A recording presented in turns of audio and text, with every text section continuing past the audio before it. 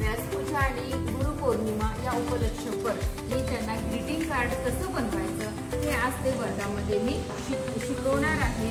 तर यासाठी साहित्य लागणार आहे, एक आपल्याला A4 साईजचं कलर पेपर, त्याच्यानंतर कात्रण आणि आपल्याला चिकटवण्यासाठी फेविकॉल सुद्धा लागणार आहे। तर चला आज आम्ही आमच्या वर्गामध्ये एक पाऊस आला आणि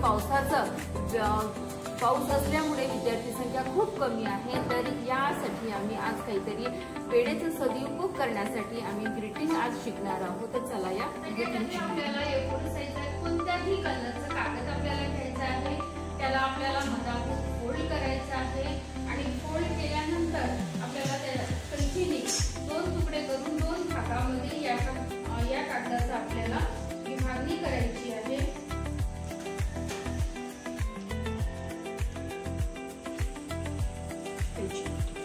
कागद कसे पावसाने ओला झालाय ना, तो कापायला थोडा त्रास होतो।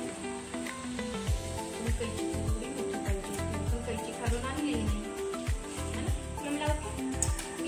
अशा प्रकारे आपण 2 तुकडे केलेले आहेत कागदाचे, त्याच्यापासून आपल्याला 2 ग्रीटिंग बनवता येईल। यानंतर आपल्याला हा जो रेड कागद आहे A4 साईजचा, त्याच्यापासून आपल्याला फुलं तयार करायची आहेत।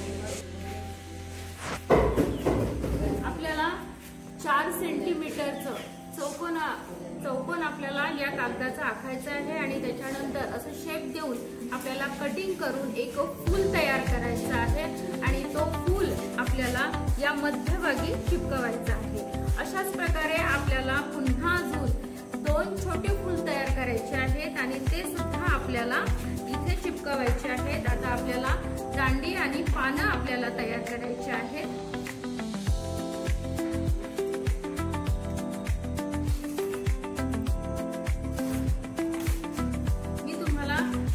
दांडी कशी तयार करायची हे सांगून राहिलेली आहे।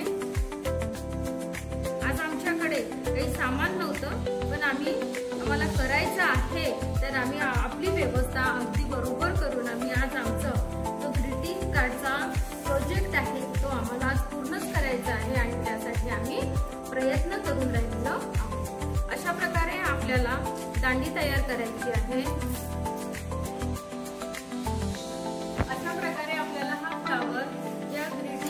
आपल्याला इथे दांडीला चिपकवायचं आहे। त्यानंतर हे जे पानं आहे ते पानं आता आपल्याला लावायचे आहेत। दांडी मी चिपकवलेली आहे, पाहू शकता तुम्ही की आम्ही जो ग्रीटिंग कार्ड केलेला आहे तो किती सुंदर झालेला आहे। खरंच विद्यार्थ्यांनी खूप छान असं ग्रीटिंग कार्ड तयार केलेलं आहे।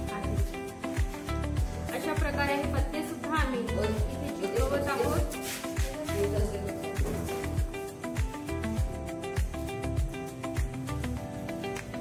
अशा प्रकारे आमचा हा ग्रीटिंग कार्ड बघा, कमी खर्चामध्ये कमी वेळेमध्ये खूप सुंदर असा ग्रीटिंग कार्ड आज आम्ही वर्गामध्ये शिकलेले आहोत आणि सगळे विद्यार्थी